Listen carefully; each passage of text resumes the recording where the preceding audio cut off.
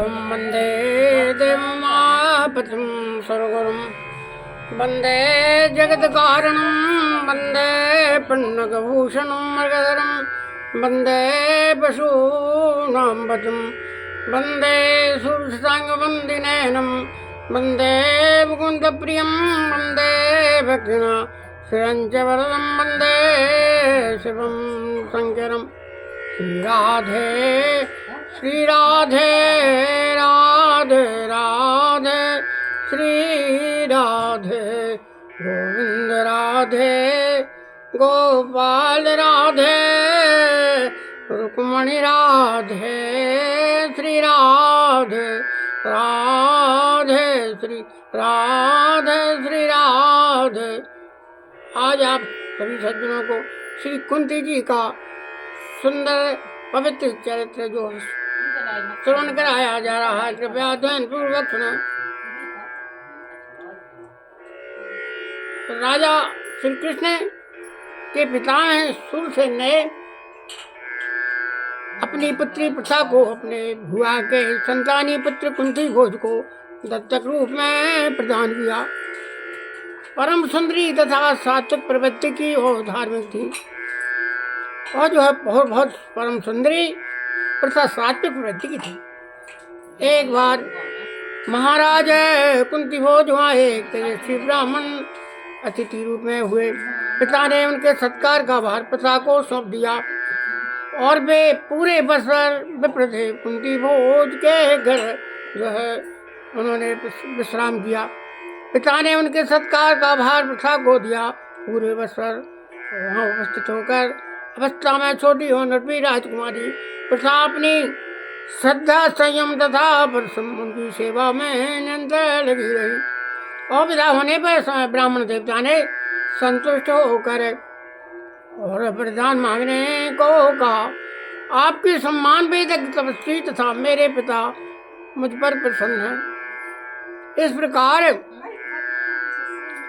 तुम जो है मेरा आश्रम सार्थक हो, मुझे कोई अभिलाषा नहीं है। कुंती ने ब्राह्मण की निष्काम भाव से सेवा की थी। इस प्रकार बेटी मेरी प्रसन्नता सफल नहीं होनी चाहिए। मैं तुमको मंत्रों को ग्रहण कर लो, तुम मेरे और इसके द्वारा जिस देवता का आह्वान करोगी और तुम्हारे सामने विवश होकर उपस्थित हो जाएगा। ब्राह्मण ने आग्रह किया। साप के भय से प्रथा निषेध न कर सकी और अर्थशीष में आए मंत्रों का उपदेश करके और तथा महाराज को अपना ज्ञान सूत्र के विदेशी ब्राह्मण यंत्रित हो गए। बोलिए श्री कृष्ण भगवान की जय।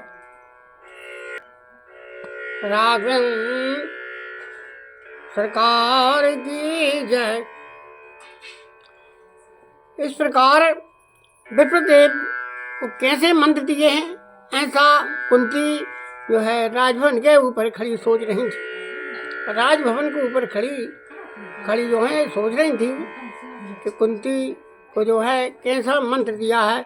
उनके मन में परीक्षा करने का कौतूहल हुआ और उदय होने पर सूर्य जो है पर उनकी दृष्टि पड़ी और मंत्र प्रभाव से कवच कुंडलधारी भगवान सूर्य के रूप सूर्यमंडल में उन्हें दर्शन दिए। इसके पश्चात विधिवत आचमन करके उन्होंने मंत्रों का जप करते हुए सूर्यनारायण का आह्वान किया और स्वर्ण वर्ण दिव्याभरण भूषित तेजमा पुरुष रूपो सूर्यदेव सम्मुख उपस्थित हो गए। उन्होंने कहा, भद्रे मैं तुम्हारी मंत्र शक्ति से विवश होकर आया हूँ। मैं तुम्हारी मंत्र शक्ति से विवश होकर आया हूँ। बोलो मुझे क्यों बुलाया, तुमने आमंत्रित किया। तो जो है भगवान सूर्य का ध्यान करने लगी। श्री सूर्याय नमः। ओम शांताकारं भुजगशयनं पद्मनाभं सुरेशं विश्वाधारं गगनसदृशमेवरणं स्वांगं लक्ष्मीकान्तं कमलनयनं योगविद्यानगम्यं वन्दे विष्णुमयारं सर्वलोकैकनाथं। से सूर्य के मध्य भगवान विष्णु का उन्होंने ध्यान किया और सूर्य भगवान जो है मुझे देख के तुम्हारे मन में भाव हुआ कि मेरे इन कुंडलों तथा कवच से भूषित पराक्रमी पुत्र तुम्हारे सुंदर पुत्रों जैसे मैं कवच धारण किए हुआ और मुकुट मेरे पर विराजमान है, ऐसा ही पुत्र तुम्हारे हो। तुम ऐसा ही पुत्र प्रदान करूंगा। मैं कन्या हूँ, मेरे माता पिता जीवित हैं, शरीर का उनका अधिकार है। सदाचारी लोग में श्रेष्ठ है और वह अनाचार शरीर को बचाए रखना। आप मेरे अपराध को क्षमा करें, मैं लौट जाऊं। कुंती ने भीत होकर प्रार्थना की सूर्य भगवान से, और भगवान सूर्य ने समझाया कि उसकी बात स्वीकार करके भी उसका कन्या भाव नष्ट नहीं होगा और सती ही रहेगी। कुंती ने इस पर सुनान की बात स्वीकार कर ली। भगवान सूर्य से योग शक्ति से उनके उदर में अपना अंश स्थापित हो गया। उनके उदर में जो है भगवान सूर्य का अंश स्पष्ट होया और उसके कन्या भाव को दूषित नहीं किया। फिर क्या होता है, अंतापुर केवल एक धाम को पता कि प्रथा गर्भवती है। यथासां देवताओं के समान कांतिमान बालक है जो उत्पन्न हुआ, और उसके शरीर पर स्वर्ण कवच, कानों में दिव्य कुंडल थे। उनके शरीर पर स्वर्ण कवच था, कवच धारण किए हुए सिर पर, और कानों में कुंडल जो है वो लगे हुए थे। प्रथा ने धात्री की सलाह से एक पटारी में कपड़े बिछाए और ऊपर से मोम चुपड़ दिया।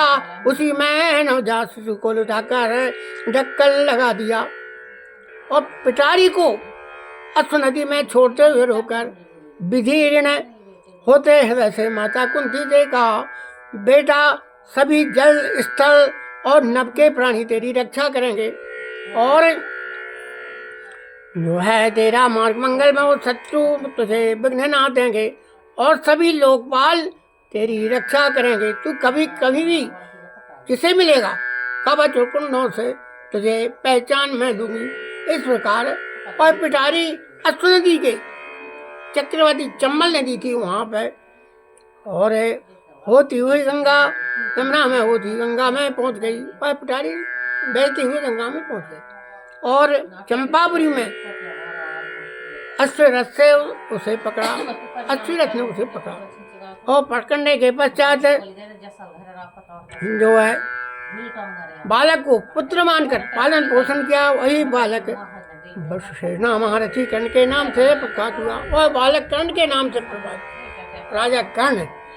और दूतों द्वारा कुंती को पता लग गया कि इसका पुत्र सूत द्वारा पाला जा रहा है। लोक लज्जा के भय से उन्होंने सत्य को और जो है रहस्य को किसी से प्रकट नहीं किया। ऐसा है दृष्टांत आप लोगों ने सुना। सुंदरी प्रथा के लिए महाराज कुंती भाव से अनेक राजाओं से प्रार्थना की और महाराज पांडु के गले में जयमाल पड़ी। कुंती को लेकर वे सतनापुर आए। आखिर में मृग भेषधारी ऋषि कुमार और पांडु ने बाण चला दिया। मरते समय ऋषि पुत्र ने उनका रूप रट के साप दे दिया तो उनको सहवाद करते मृग पर बाण छोड़ा और पत्नी के साथ सहवाद करते तुम्हारी मृत्यु होगी, ऐसा जो है श्राप दे दिया। विरक्तों का महाराज ने सन्यास लेने का इच्छा किया, किंतु कुंती देवी के आग्रह से पत्नियों के साथ मन में तपस्वी जीवन व्यतीत करना उन्होंने स्वीकार कर लिया कि मैं जीवन भर जो है तपस्वी रहूं और संतान होने से पुरुष पितृ से उड़न नहीं होता। ऐसा सोचकर महाराज दुखी रहने थे। ऋषियों ने उन्हें देवताओं में 5 पुत्रों को प्राप्ति का वरदान किया। ऋषि बात सत्य होने चाहिए सोचकर उन्होंने एक दिन कुंती से कहा, मध्य तुम शांति संतति प्राप्ति के लिए कोई यत्न करो। बोलिए श्री कृष्ण भगवान की जय। आपको आज्ञा होने पर मैं जिस देवता का आह्वान करूंगी उसी से मुझे संतान होगी। आप आज्ञा दें किस देवता का संकल्प करूं।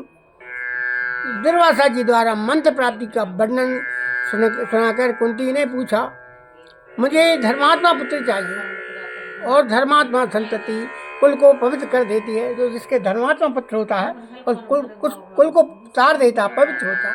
तुम धर्मराज के उद्देश्य से मंत्र का जप करो। और महाराज के आदेश दिया, आज्ञा का पालन हुआ। फलता धर्मराज के जो है अंत से युधिष्ठिर का जन्म हुआ। धर्मराज के उसका युधिष्ठिर का जन्म हुआ और क्षत्रिय जाति बल प्रधान है। परम बलवान संतति में कामना करता हूँ। कुछ दिनों पश्चात महाराज ने पुनः आज्ञा की। इस बार कुंती ने बाल देवता के उद्देश्य से जप किया और मंत्र के पवन के अंश से उन्हें भीमसेन जैसे पराक्रमी पुत्र को प्राप्त हुई। पवन के द्वारा जो है भीमसेन पुत्र हुए। भीम मैंने देवराज को प्रसन्न कर लिया तुम उनका सुन करो। पांडु ने सर्वपुत्र की प्राप्ति के लिए एक पैर से उनके सम्मुख खड़े होकर उग्र तपस्या करके महेंद्र की प्रसन्न कर दिया। और तो है एक पैर से वो खड़े रहे और उनको प्रसन्न कर दिया। पति की आज्ञा से कुंती देवी ने भी एक वर्ष तक बढ़ते हुए वशिष्ठ नियमों का पालन किया। कुंती ने एक वर्ष तक वशिष्ठ नियमों का पालन किया। महाराज के आदेश से प्रथा को आह्वान करने पर देवराज पधारे। देवराज वहाँ पधार गए और उनके अंश से परम पराक्रमी नर के अवतार अर्जुन का जन्म हुआ। छोटी रानी माद्री के अनुरोध करने पर महाराज ने प्रथा को आदेश दिया, कल्याणी माद्री को भी संतति प्रदान करो। पति की आज्ञा श्रोधार करके उन्होंने मंत्र बताकर भाद्री से किसी देवता का ध्यान करने को कहा और माद्री के ध्यान करने पर अश्विनी कुमारों के अंश से यमज नकुल और सहदेव की उत्पत्ति हुई। नकुल और सहदेव की उत्पत्ति एकांत में पर्वत पर माद्री के साथ घूमते हुए पांडु अपने को संगत न रख सके, फलता उनका शरीर अंत हो गया। बड़ी रानी उनके कारण सती होने का अधिकार कुंती जी को था, किंतु माद्री का अनुरोध स्वीकार करके उन्होंने आजीवन पति भोग का कष्ट स्वीकार किया। कुंती जो है पति भोग का कष्ट उठा रही है। माद्री के सती हो जाने पर अपने और माद्री के पुत्रों का सत्ता समान भाव से उन्होंने पालन किया। उसे बन के तपस्वियों के पांडु के पुत्र पत्नी को धृतराज के समीप पहुंचा देना आवश्यक था। उन्होंने मन में सोचा हम धृतराज के यहाँ पुत्रों को छोड़ दें और पत्नी को कुंती देवी तपस्वियों के साथ हस्तिनापुर आई। कुंती देवी अपने तपस्वियों के साथ हस्तिनापुर आ गई और धृतराज के आदेश यही पांडु और माद्री की औधर्व देह क्रिया संपन्न हुई। बोलिए श्री कृष्ण भगवान की जय। दुरात्मा दुर्योधन के कारण पांडवों पर अनेक आपत्तियां आई। पांडव जो थे 5 भाई थे, 5 भ्राता थे, बड़ी परेशान बहुत आपत्तियां आई। उससे भीमसेन को विष दे दिया, भीमसेन को जहर दे दिया और बांध कर जल में फेंक दिया। भीम को जहर देकर जल में फेंक दिया। उससे भीम के बच जाने पर सभी पांडवों को मार डालने की इच्छा से और वारणावत नगर में लकड़ी लाख तेल के संयुक्त प्रकार भवन बनाया। लकड़ी का लाख का एक मकान बनाया, भवन बनाया, सो अग्नि से तुरंत भस्म हो जाए। और धृतराज अपने पुत्र से सहमत थे। उन्होंने माता के साथ पांडवों को वारणावत जाने की आज्ञा दे दी। उन्होंने आज्ञा दे दी कि तुम पांडवों के साथ वारणावत जाने गया। विदुर जी को कौरवों के षड्यंत्र का पहले से ही पता लग गया था। विदुर जी को जो है इसकी जानकारी मिली, ये लाख का घर बना रहा है, लकड़ी का घर बना रहा है। उस भक्त से वन तक एक सुरंग बनवा दी। जाते समय रथ को संकेत से उन्होंने सब बातें समझा दी। युधिष्ठिर को सब बातें समझा दी। कौन ने? विदुर जी ने कि ऐसा ऐसा तुम्हारे साथ हो रहा है, इसलिए तुम सावधान रहो। दुर्योधन का सेवक पुरोचन लाक्षा भवन में अग्नि लगाने को नियुक्त हो गया। दुर्योधन का सेवक था, कुछ सेवक करता था पुरोचन लाक्षा, अग्नि लगाने को नियुक्त था। एक वर्ष पांडव वहाँ रहे। एक दिन रात्रि में सोम अग्नि लगाकर वे माता के साथ सुरंग में वन में चले गए। अग्नि लगा दी गृह में, उस मकान में, सुरंग से वन में चले गए। पुरोचन उसी अग्नि में भस्म हो गया। कई बात बानों ने अन्न देने तक भील स्त्री अपने 5 पुत्रों के साथ उसी दिन आई थी। 5 पुत्रों को साथ उसी दिन आई थी और शराब पान के कारण प्रवृत्त हो वे लोग उसी भवन में अनजाने सोते रह गए। उनके जले शवों को देखकर लोगों ने समझ लिया कि माता के साथ पांडव अग्नि में जल गए हैं। वहाँ से बचकर घूमते हुए पांडव एक चक्का नगरी पहुँचे। एक चक्रा नगरी पहुँचे। वहाँ ब्राह्मण जो है बेस में ब्राह्मण के घर में जो है बोलिए श्री कृष्ण चंद्र भगवान की जय, कुंती मैया की जय।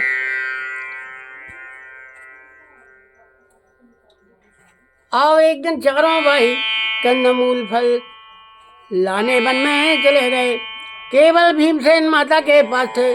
उसी समय उस जो है घर के लोगों को करुण क्रदन करते सुनकर माता ने कहा, बेटा उन्हें उनको जो है रोते हुए रोदन करते हुए देखकर माता ने कहा, बेटा हम लोग ब्राह्मण के घर में रहते हैं, हम हमारा सत्कार करते हैं, मैं बराबर उनका कोई उपकार करने की बात सोचा करती हूँ। आज इस पर कोई विपत्ति आई जान पड़ती है, यदि इनकी कुछ सहायता हो सके तो हम इनके ऋण से उण हो जाएं। भीमसेन ने उत्तर दिया, माँ पता लगाओ, कठिन से कठिन कार्य करके भी हम ब्राह्मण की सेवा करेंगे। कुंती ने जाकर छिपकर देखा, घर का प्रत्येक सदस्य ब्राह्मण, उसकी पत्नी तथा पुत्री दूसरों की रक्षा को आवश्यकता बताकर अपने को किसी राक्षस की भेंट करने की बात कर रहे हैं। राक्षस सभी रो रहे हैं, सभी अपना बलिदान करने को उत्सुक हैं, सभी अपने को अनावश्यक तथा दूसरों को आरक्षित करना चाहते हैं। एक छोटा बच्चा सबके पास जाकर तोतली वाणी में कह रहा है, मुझे राक्षस के पास भेज दो, मैं उसे मार डालूंगा। आपके दुख का कारण क्या है? हो सका तो मैं उसे दूर करने का प्रयत्न करूंगी। कुंती देवी का हृदय इस दृश्य से द्रवित हो गया। उन्होंने प्रकट होकर पूछा। ब्राह्मण ने बताया कि बाघ नामक कोई राक्षस समीप ही रहता है, उसके लिए एक गाड़ी अन्न तथा 2 भैंसे प्रतिदिन दिए जाते हैं। 2 भैंसे का जो है वो खाता है और एक गाड़ी अन्न जो है वो अपने भोजनों में ले लेता है, जो है सामग्री लेकर जाता है उसे भी खा जाता है। यदि ऐसा ना किया जाए तो पता नहीं ग्राम के कितने लोगों को खा जाए। प्रत्येक घर के लोग बारी बारी से अन्न ले जाते हैं। आज मुझ ब्राह्मण की बारी है, किसी न किसी घर के सदस्य को राक्षस का भक्त बनना होगा। कुटुंब में किसी को घर पर रहना स्वीकार न होने के कारण ब्राह्मण से सपरिवार राक्षस के यहाँ जाना निश्चित किया है, यह भी बताया। अब ब्राह्मण की बारी है वहाँ जाने की। वहाँ पे जो है वो राक्षस जो व्यक्ति वहाँ सामग्री ले जाता था खाने को, उसको खा जाता है। आप शोक छोड़ दें, राक्षस से छुटकारे का उपाय मेरे पास है। आपके एक ही पुत्र है और एक ही कन्या है, आप में से किसी का जाना उचित नहीं। मेरे 5 पुत्र, उन्होंने एक राक्षस का भोजन लेकर चला जाएगा। कुंती देव ने दृढ़ स्वर में कहा। कुंती ने कहा, मेरे 5 पुत्र हैं, एक पुत्र हो जाएगा, आप मत जाओ। ब्राह्मण की बात, हरे हरे मैं इसका नश्वर सदी के लिए अचित का वध कभी नहीं होने दूंगा। मैं आत्महत्या तो कर ही रहा हूँ और राक्षस मुझे पत्नी के साथ भले खा ले, परंतु अपने बदले में एक अतिथि ब्राह्मण का बलिदान कभी नहीं करूँगा, ऐसा मन में सोचा हूँ। मुझे अपने धर्म का ज्ञान है, आपका त्याग कुलीनता है, धर्म में पसंद नहीं है, परंतु मैं अपने धर्म का नाश न करूँगा। ऐ धर्मात्मा ब्राह्मण प्रस्ताव से ही कांप गया और ब्राह्मण जो है कांप गए। मैं ब्राह्मण की रक्षा ने का दृढ़ कर चुकी हूँ, आप निश्चिंत रहे। राक्षस चाहे जितना बलवान हो और मेरे पराक्रमी मंत्र शतपुत्र का कोई नष्ट ना कर सकेगा। मेरे पास मंत्र की सिद्धि है। दुर्वासा जी ने कहा, मेरे पुत्र के हाथों अनेक विशालकाय राक्षस मारे जा चुके हैं। आपसे केवल इतनी प्रार्थना है कि इस बात को गुप्त रखें, लोग मेरे पुत्रों को पीछे तंग ना करें, मैं चाहती हूँ। कुंती के दृढ़ शकर के सामने ब्राह्मण को झुकना पड़ा। ब्राह्मण जो है वो उन्होंने कुंती की बात मान ली। भीमसेन अन्न लेकर गए। वहाँ जाकर गाड़ी में जुटे भैंसों को तो पीट कर उन्होंने गांव में भगा दिया और अन्न का सौम्य प्रसाद पा लिया। और राक्षस एक लाल पीला होता आया सही, किंतु इसमें पछाड़ कर ब्रिकोदर भीमसेन ने उसे सीधे हम लोग भेज दिया। उस राक्षस को भीमसेन ने मार गिराया। माता कुंती की कृपा से गांव के निवासियों की विपत्ति सदा के लिए दूर हो गई। गांव वाले जो निश्चिंत हो गए। भीमसेन में इतनी शक्ति थी। यहाँ से पांडव पांचाल गए। सोमवार में अर्जुन ने द्रौपदी को प्राप्त किया। माँ, हम एक बच्चा लाए हैं, राजकुमारी को लाकर अर्जुन ने कहा। बिना देखे ही माता ने भीतर से कह दिया, 5 भाई उसे बांट लो। माता जी ने कह दिया, कुंती नहीं, 5 भाई बांट लो। फलता पांचाली 5 भाइयों की पत्नी हुई और जो है द्रौपदी 5 भाई की पत्नी हुई। पता लगने पर धृतराष्ट्र ने बुजुर्ग को भेजकर पांडवों को बुला लिया। एक द्रौपदी जो है और उसके 5 पति हुए। आधा राज देकर इंद्रप्रस्थ उनकी राजधानी कर दी और माता के साथ पांडवों का यहाँ निवास हुआ। उस द्रौपदी के 5 पति हुए और कांधारी श्रेष्ठ पांडवों की ओर से शांति दूतों का हस्तिनापुर पधारे। कहाँ आ गए? हस्तिनापुर आ गए श्री कृष्ण पांडवों की ओर से। दुर्योधन ने स्पष्ट कह दिया कि युद्ध के बिना सुई की नोक रखे पर भी भूमि न दूंगा। ऐसा जो है दुर्योधन ने कहा कि एक सुई की नोक पर हम नहीं देंगे। जब श्री कृष्ण चिराट नगर लौटने लगे तो माता कुंती ने अपने पुत्रों के लिए संदेश दिया, दुष्टर क्षत्रियों के बाहुबल से आजीविका चलानी चाहिए। क्षत्रिय होता है कठिन परिश्रम करके अपनी आजीविका चलाता है। राजा से सुरक्षित रहकर प्रजा को जो धर्म करती है उसका जो है चतुर्थांश राजा को प्राप्त होता है। दंड नीति की ठीक प्रयोग करके लोगों को धर्म मार्ग में प्रेरित करता है। तुम जिस संतोष के लिए बैठे हो उसे तुम्हारे पिता माता में कभी आदर नहीं किया। याचना तुम्हारे लिए उपयुक्त नहीं। भिक्षा ब्राह्मण मांगते हैं, वैश्य कृषि वाणिज्य से और शूद्र सेवा से आजीविका चलाते हैं। ये जो है धर्म है। ब्राह्मण के लिए भिक्षा बताई है, वैश्य को कृषि वाणिज्य व्यापार बताया है और शूद्र सेवा से आजीविका चलाते हैं। और तुम क्षत्रियो भुजबल से राज प्राप्त करो, यही तुम्हारी धर्म सम्मत आजीविका है। तुम शापुत्र पाकर भी दूसरों को टुकड़ों पर आश्रित हो। क्षत्रिय का ही कर्तव्य है। कितने कष्ट की बात है। और द्यूत में हार गए पांडवों के बन जाने पर माता कुंती बधू जी के यहाँ रहती थी और वे अपना पूरा समय भजन पूजन व्यतीत करती थी।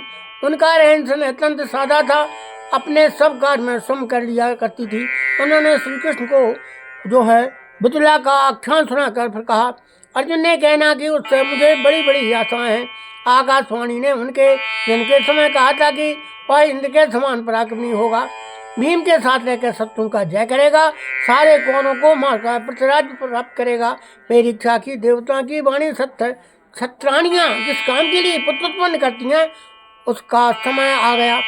श्री कृष्ण से उन्होंने पुत्र को उत्साहित करने तथा रक्षा करने का अनुरोध किया। बोलिए श्री कृष्ण भगवान की जय। बेटा कर्ण को भी जलांजलि दो। युद्ध में मारे गए सभी सैनिकों को धर्मराज तिलांजलि दे रहे थे।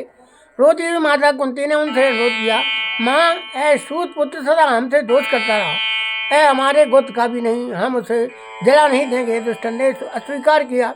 तुम नहीं जानते, ए माँ बाप तुम्हारे ज्येष्ठ भ्राता थे। कुंती ने कर्ण के जन्म का परिचय दिया। हाय, मैं पहले जानते उतना अर्थ नहीं होता।